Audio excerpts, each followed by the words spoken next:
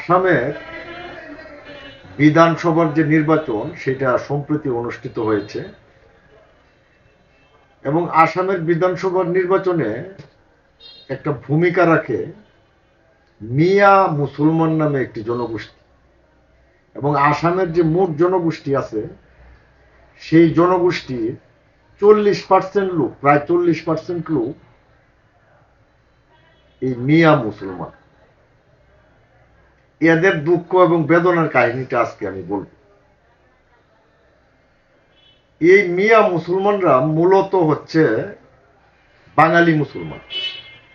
তাদের ভাষা বাংলা, তাদের সংস্কৃতি বাংলা, তাদের ধর্ম হচ্ছে ইসলাম। 1957 সাল পরবর্তী সময়ে যখন কোম্পানি এই দেশের শাসন ব্যবস্থা গ্রহণ করলো, বাংলা, বিহার, উড়িষ্যা গ্রহণ করার পরে এই যে আসাম অঞ্চল ছিল খুব জঙ্গলাকীর্ণ এবং সেখানে বিভিন্ন খনিতে এবং জমিতে কাজ করানোর জন্য পূর্ববঙ্গের মানুষদেরকে উদ্বুদ্ধ করা হতো যে আপনারা সেখানে যান, সেখানে আমরা বসবাসের ব্যবস্থা করতেছি এবং বসবাসের ব্যবস্থা করার ভিতর দিয়ে এখানে আপনারা অনেক ধনী হয়ে যাবে। ওই তাদেরকে বিভিন্ন ধরনের প্রলোভন দেখাইয়া এই লোকগুলিকে ওই 1757 পরবর্তী সময় থেকে 1947 সাল পর্যন্ত ওই অঞ্চলে নিয়ে যাওয়া হয়। নিয়ে গিয়া সেখানে ধুবড়ী জেলা ব্রহ্মপুত্র নদের অববাহিকা চরাঞ্চলে তাদেরকে বসবাস করার জন্য সুযোগ দেওয়া হয়। এদের বংশধর হচ্ছে আজকের এই যে আসামের মিয়া মুসলমান। এই নামটা তারা দেয় নাই, এই মিয়া মুসলমান দিয়েছে নামটা এটা ওইখানকার লোকেরা। তারা এই যে শতাধিক বছর পূর্ব থেকেই এইখানে বংশ পরম্পরায় বসবাস করতেছে, কিন্তু তারা ওই অসমীয়া সংস্কৃতি এবং অসমীয়া ভাষার সাথে তারা মিশতে পারে নাই। তারা বিশুদ্ধ বাংলায় কথা বলে, এই জন্য তারা সেই নিজ দেশে পরবাসী এবং বিজেপি সরকার সবসময় ট্রাম্প কার্ড হিসাবে এদেরকে ব্যবহার করে এবং এদেরকে যাতে ভারতীয় নাগরিক হিসাবে স্বীকৃতি না দিয়ে এদেরকে বলা হয় যে বাংলাদেশ থেকে গেছে, অভিবাসী। এখন আপনি দেখেন কোথায় 1757 সাল আর কোথায় আজকে 2026 সাল, এর মধ্যেই তাদেরকে বাংলাদেশের নাগরিক বানায় ফেলতেছে তারা। এই সাংস্কৃতিক বৈচিত্র্যে, এই যে আসামের যে সাংস্কৃতিক বৈচিত্র্য, এই সাংস্কৃতিক বৈচিত্র্যে মিয়া মুসলমানরা তারা আলাদাভাবে সাহিত্য রচনা করে, আলাদাভাবে কবিতা চর্চা করছে এবং তারা একটা আলাদা সংস্কৃতি প্রতিষ্ঠা করেছে। তারা সেখানে তাবলিগ জমাত বা জমিয়ত উলামায়ে হিন্দ নামে যে সংগঠন, এই সংগঠনের সাথে তারা যুক্ত। এই লোকগুলিকে বিভিন্ন ধরনের প্রলোভনের ভিতরে আসামে স্থানান্তরিত করার পরে তাদের বিরুদ্ধে আবার ওই সরকার বিভিন্ন তাদেরকে খেদিয়ে দেওয়ার জন্য বিভিন্ন ধরনের প্রক্রিয়া করেছে। এই প্রক্রিয়ার কারণেই তারা আসামে সবসময় অবহেলিত, কিন্তু তারা পরিষ্কারভাবে বাঙালি জাতিসত্তার অংশ।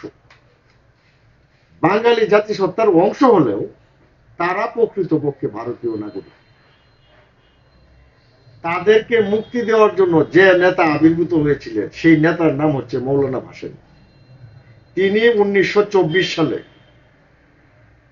আসামের ভাষাঞ্চলে সেখানে কৃষক প্রজা সম্মেলন করেছিলেন অন্যায় অবিচারের বিরুদ্ধে। সেখান থেকে এই ভাসানীর নাম হয়েছিল মৌলানা ভাসানী।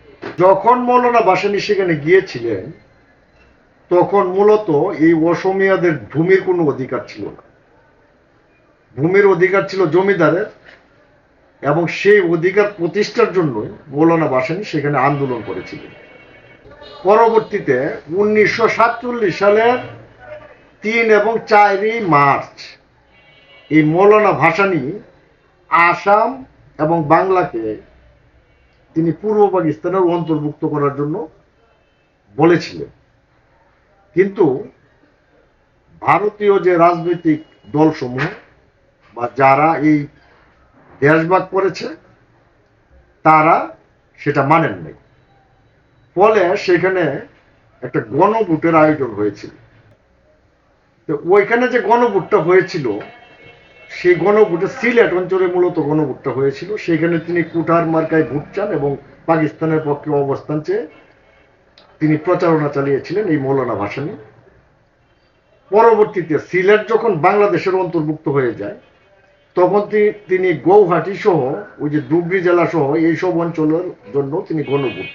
এই যে মৌলানা ভাসানী যখন ভারতবর্ষ স্বাধীন হয়, যখন ব্রিটিশরা চলে যায়, তখন ভারতের কারাগারে এই আগস্ট মাসে, যে 14ই আগস্ট যেদিন ভারত রাষ্ট্র প্রতিষ্ঠিত হয়, তিনি কারাগারে বন্দী ছিলেন। কারণ তিনি আসামের জনগণের স্বাধীনতা চেয়েছিলেন।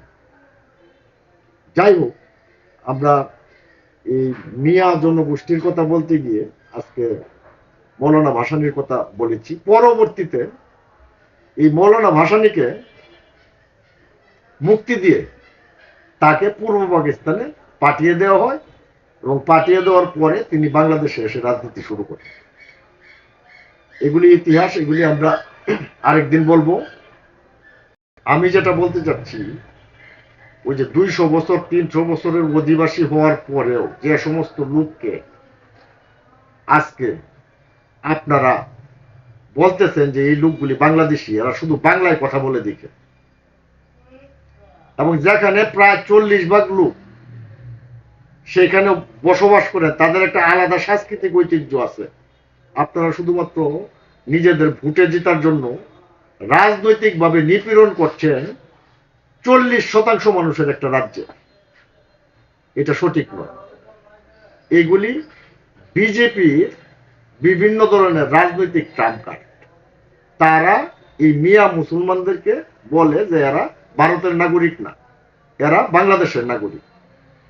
আরে এদের বাবার জন্ম এখানে, এদের নিজেদের জন্ম এখানে, তাদের দাদার জন্ম এখানে, এমনকি তার বর বাপের জন্ম এই আসামে। তারপরেও কি তাদেরকে বলা যায় যে তারা বাংলাদেশের নাগরিক? এবং আসামের জনগণ মৌলানা ভাসানীর মতো একজন নেতা পেয়ে গেলে আগামী দিন তারা জাতীয় মুক্তির জন্য লড়বে বলে আমি বিশ্বাস করি।